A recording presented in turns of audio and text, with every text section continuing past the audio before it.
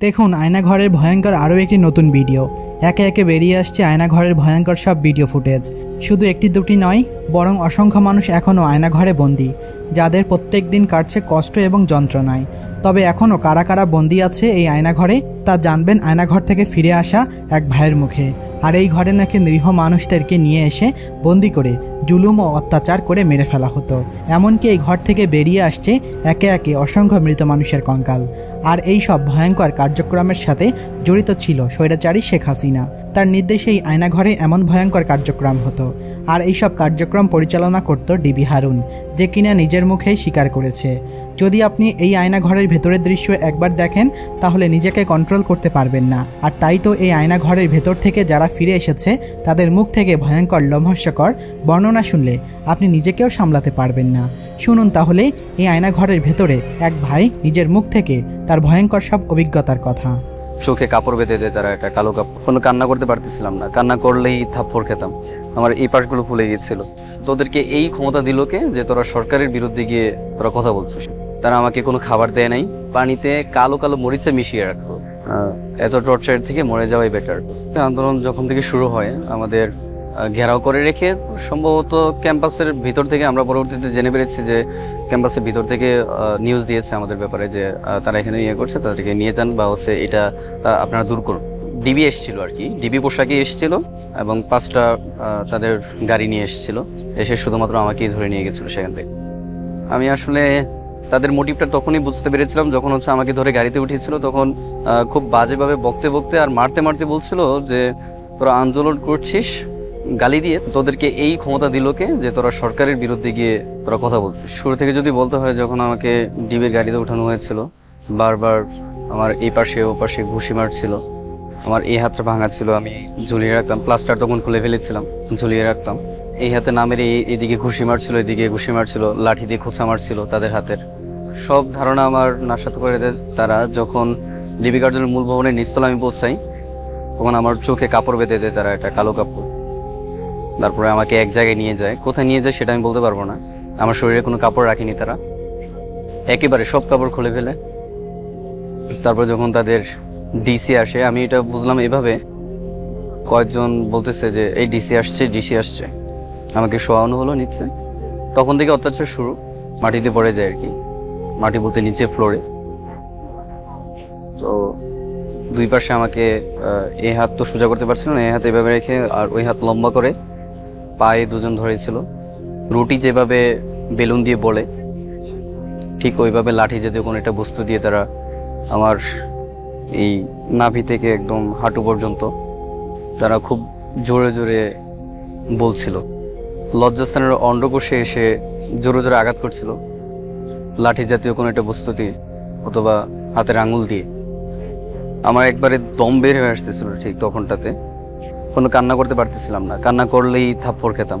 আমার এই পাশগুলো ফুলে গিয়েছিল। এটা শেষ হওয়ার পরে আমাকে আবার চিৎ করে শোয়াইছিল। তারপর আবার আমার অপোজিট পাশে ঠিক একইভাবে বেলুনের মতো রুটি যেভাবে বলে এভাবে বলছিল।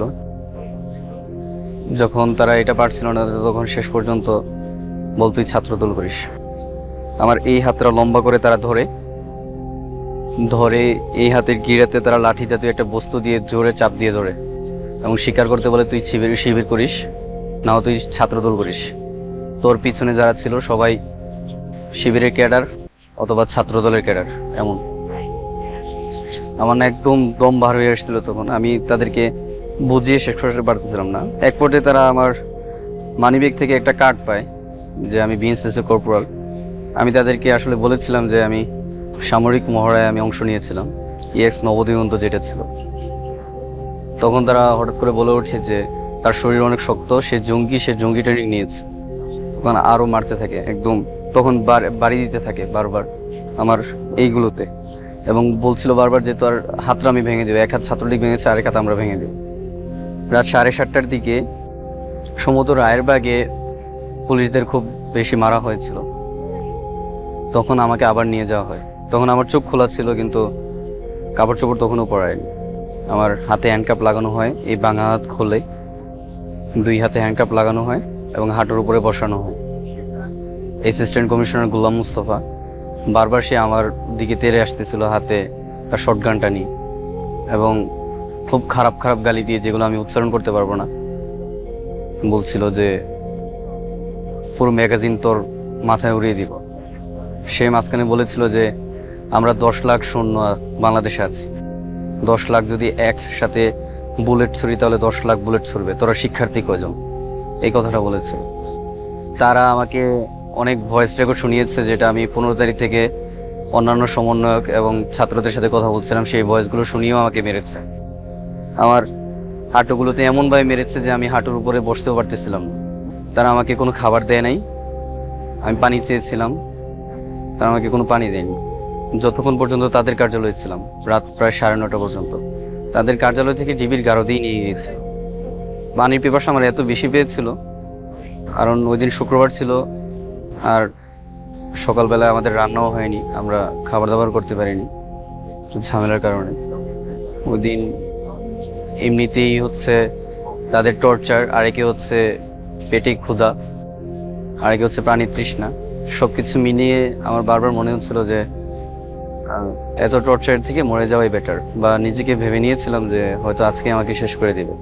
যাই হোক, সেখান থেকে যখন ডিবির গারদে নিয়ে নেওয়া হয়েছিল, তখন ডিবির গারদে আমাকে রাত 2:30টার দিকে আমাকে উঠিয়ে নেওয়া হয় ডিবির গারদ থেকে, এবং এটা বলে দেওয়া হয়েছিল যে তোদের ক্রস ফায়ার দেওয়া হবে। এখন আমাদেরকে 4 জনকে নিয়ে যাওয়া হয়েছিল, 4 জনই আমরা ছাত্র ছিলাম। 4 জনকে নিয়ে আমাদের মোটামুটি তারা গান লোড করতে করতে বলছিল যে আজকে শেষ, তোরা যা দোয়া করার তা দোয়া চেয়ে নে, আজকে তোদের জীবন শেষ। তখন আসলে আর অন্য কিছু ভাবছিলাম না, তখন আসলে দোয়াই পাঠ করছিলাম, দোয়া করছিলাম যাতে বাবা মা ভালো থাকে। গাড়িতে উঠানো হয়, খুব বড় একটা স্কোয়াড দিয়ে তারা নিয়ে গেছিল রমনা পার্কের যে শিশু পার্কটা ছিল, সেখানে নিয়ে আমাদেরকে 4 জনকে নামানো হয়। আমার হাতে এক ব্যাগ ককটেল, আর আমার পাশে যিনি ছিলেন তার হাতে 8টা পেট্রোল বোমা ধরিয়ে দেওয়া হয়েছিল। তারপর তারা সেগুলো ভিডিও করে, এবং ওইখানকার ফুলের দোকানদার 2জনকে নিয়ে তারা তাদের থেকে সাক্ষ্য প্রমাণ নেয়। আমাদের হাতে হ্যান্ডকাপি ছিল তখন, তো সেখানে তারা বেশ কয়েকটা ফায়ারও করে, সেখান থেকে আমাদের ফিরিয়ে আনা হয়। তারপর দিন যখন আদালতে উঠাবে, আমার 2 হাত ভাঙা ছিল তখন। আমি তাদেরকে কেঁদে কেঁদে বলছিলাম যে ভাই আমাকে ডাক্তারের কাছে যেভাবে হোক নিয়ে যাও, আমি আর এখানে টিকতে পারতেছি না। তখন কনস্টেবল বেলাল এসে বলতেছে যে তুই যদি দেখার যে তোর হাত ব্যথা, তাহলে তোকে আর পাঠানো হবে না, তোকে এখানেই রেখে দেওয়া হবে। তো বিষয়টা হচ্ছে, পাশের কয়েকজন আমাকে বলছিল, দেবীর গাঁওতে যারা ছিল, যে তুমি যদি এভাবে ব্যথায় কাতরাও তাহলে তোমাকে রাজারবাগ পুলিশ লাইন হসপিটালে নিয়ে যাবে, সেখান থেকে তোমাকে ডাক্তারের কাছে নিয়ে যাবে, কিন্তু আদালতে উঠাবে না, তখন আবার তোমার জীবনের একটা হুমকি থাকবে। তখন তাকে বললাম যে না, আমি ভালো আছি, সুস্থ, আমাকে নিয়ে যাও। আমি তখন আমার 2 হাত, আমার যে এই হাত যেটাতে ঝুলিয়ে রেখেছিলাম, 2 হাত ওইটাতে এভাবে ঝুলিয়ে রাখতাম। তারা এখানে আর একটা কথা বলতে ভুলে গিয়েছি, সম্ভবত তারা এখানে আমাকে ইনজেকশন দিয়েছে, কারণ আমার চোখ বাঁধা ছিল, আমি বুঝতে পারিনি এখানে কি হয়েছে।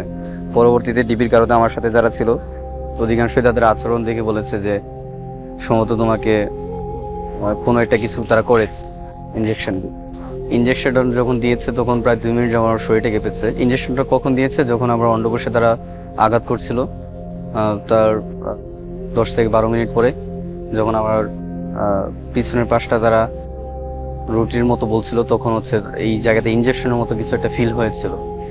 2 মিনিট যাবত পুরো শরীর কেঁপেছে, প্রায় আধা ঘন্টা যাবত পুরো শরীর মারাত্মকভাবে ব্যথা করেছে। দিন শেষে মরতে মরতে বেঁচেছি। অনেকবারই ভেবেছিলাম যে মরে যাচ্ছি শেষ। আদালতে ওঠানোর পরে আদালতে আমার অ্যাডভোকেটকে বলেছিলাম যে এসব কিছু করেছে। অ্যাডভোকেট জাজকে বলেছিল, তারপরও সে হয়তো তার উপর থেকে তাকে ইনস্ট্রাকশন দেয়া আছে, সে আবারও 2 দিনের রিমান্ড দেয়। 2 দিনের রিমান্ডে আবার এসেছি।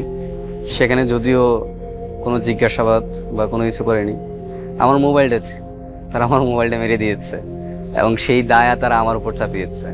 তারা বলছিল যে তোর মোবাইল তুই ফেলে দিয়েছিস, কোথায় ফেলেছিস, এই বলে আমাকে মেরেছিল।